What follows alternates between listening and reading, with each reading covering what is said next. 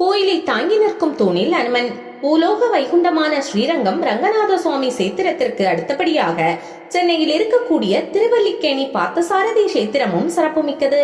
ஸ்ரீரங்கத்தில் எப்படி வைகுண்ட ஏகாதசி சிறப்பாக நடைபெறுகிறதோ அதே போல் திருவல்லிக்கேணியிலும் வைகுண்ட ஏகாதசி விழா சிறப்பாக நடைபெறும். இப்படி ஸ்ரீரங்கத்திற்கும் திருவல்லிக்கேணிக்கும் பல ஒற்றுமைகள் உண்டு. 4 மாட வீதிகளின் நடுவே பார்த்தசாரதி பெருமாள் கோயில் காணப்படுகிறது.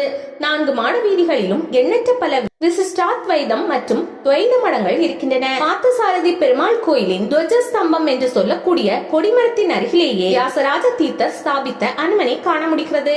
இடம் கொடுத்த நரசிம்மர். கோயில் வளாகத்தில் உள்ள மிகப்பெரிய தூணில் ஆஞ்சநேய சுவாமி காணப்படுகிறார். துளசி மாலைகளும் சாமந்தி பூக்களும் பல வண்ணங்களாலான கதம்ப பூக்கள் என அனுமனின் மீது சாற்றப்பட்டிருந்தது. அதே போல் ஆஞ்சநேயரின் கழுத்து முதல் பாதம் வரை வெண்ணெய் ததும்ப ததும்ப சாற்றப்பட்டிருக்கிறது. நேரமாக சாற்றப்பட்டிருந்த வெண்ணெயானது வெயிலில் உருகி வழிந்தோடியது. இவைகளை கண்டதும் எப்படி வெயிலின் தாக்கத்தினால் வெண்ணெய் உருகின்றதோ அதே போல் நம் மனதில் இருக்கக்கூடிய அனைத்து விதமான மனக்கவலைகளும் வெண்ணெய் போல் உருகி சென்று புத்துணர்ச்சி பெற வேண்டும் என வேண்டினோம்.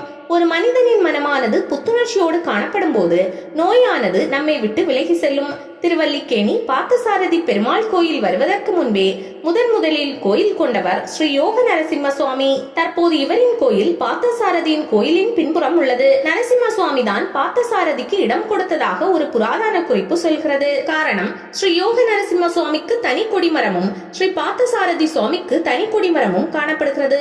அதே போல் தனித்தனியே நுழைவாயில் இருக்கிறது. இன்றும் கூட நரசிம்மருக்கும் பார்த்தசாரதிக்கும் தனித்தனியே உற்சவங்களும் விழாக்களும் நடைபெறுகின்றன. ஆகையால் முன்பு சொன்னது போல நரசிம்ம சுவாமி பார்த்தசாரதிக்கு தன் அருகிலேயே தான் கோயில் கொண்டிருக்கும் இடத்திலேயே இடம் கொடுத்திருக்கலாம் என்று யூகிக்க முடிகிறது.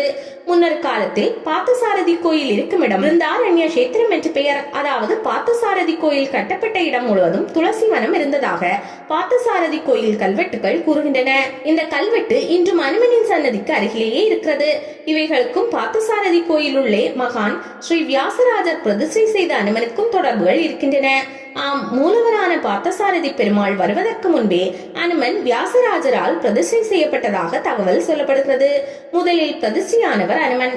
பார்த்தசாரதியை பிரதிஷ்டை செய்வதற்காக கோயில் எழுப்ப முயற்சிகள் நடைபெற்ற காலம். அப்போது பல தடைகள் வந்துள்ளது. அந்த காலகட்டத்தில் வாழ்ந்த ஸ்ரீ வியாசராஜ தீர்த்தர் அதற்கு தீர்வு காண தனது தவ வலிமையால் ஒரு குறிப்பிட்ட இடத்தை சுட்டிக்காட்டி அதனை பள்ளமாக தோண்டும்படி உத்தரவிட்டார். அதன்படி மிகப்பெரிய பள்ளம் ஒன்று தோண்டப்பட்டது. அப்போது அழகிய அனுமன் சிலை ஒன்று கிடைத்ததாகவும் அதனையே வியாசராஜர் ஒரு தூணில் பிரதிஷ்டானம் செய்து அந்த தூணையே கோயிலை தாங்கி நிற்கும்படி செய்தார். பின்னர் பார்த்தசாரதி கோயிலை கட்ட எந்தவித தடைகளும் வரவில்லையாம். பின்னர் காலப்போக்கில் பிரதிஷ்டானம் செய்த அனுமனுக்கு நேரெதிரில் ஸ்ரீ ராமபிரானையும் பிரதிஷ்டை செய்திருக்கிறார்கள். இந்த அனுமனை பிரதிஷ்டை செய்த வியாசராஜ தீர்த்தர் மத்வ மகான் என்பதினால் இன்றும் கூட ஒரு மத்வ ஆச்சார் தான் பூஜைகளை மேற்கொள்கிறார். அது மட்டுமா, பார்த்தசாரதி பெருமாளின் உற்சவத்தின் போது வெள்ளித்தடி ஏந்துவதும் ஒரு மத்வ நபர்தான். பார்த்தசாரதியை பூஜை செய்த வியாசராஜர். பார்த்தசாரதி கோயிலை நல்லபடியாக விக்னங்கள் விலகியதால் வியாசராஜருக்கு சுமார் 12 ஆண்டு காலம் பூஜை செய்ய அனுமதி வழங்கப்பட்டதாக கூறப்படுகிறது. தெற்கே பார்த்தவாறு அனுமன் இருப்பதால் நினைத்த காரியங்களை மனதில் வேண்டிக் கொண்டு இந்த அனுமனை வழிபட்டால் மிக விரைவாகவே அந்த காரியங்களை நடத்தி கொடுக்கிறார் என்று இங்கு 28 ஆண்டுக்கு மேலாக பூஜை செய்யும் ராமச்சந்திரன் உறுதியோடு தெரிவித்தார்.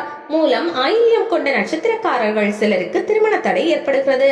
அவர்கள் தொடர்ந்து 3 சனிக்கிழமைகளில் அனுமனுக்கு வெண்ணெய் சாற்றி அர்ச்சனை செய்து வந்தால் திருமண தடை விலகி திருமணம் நிச்சயமாகும் என்கிறார். ஸ்ரீ வியாசராஜ தீர்த்தர் பிரதிஷ்டை செய்த அனுமன் என்பதற்கு தலையின் மீது வாளும் அதில் மணியும் கட்டியிருக்கும். இங்கும் அப்படி காணப்படுகிறது.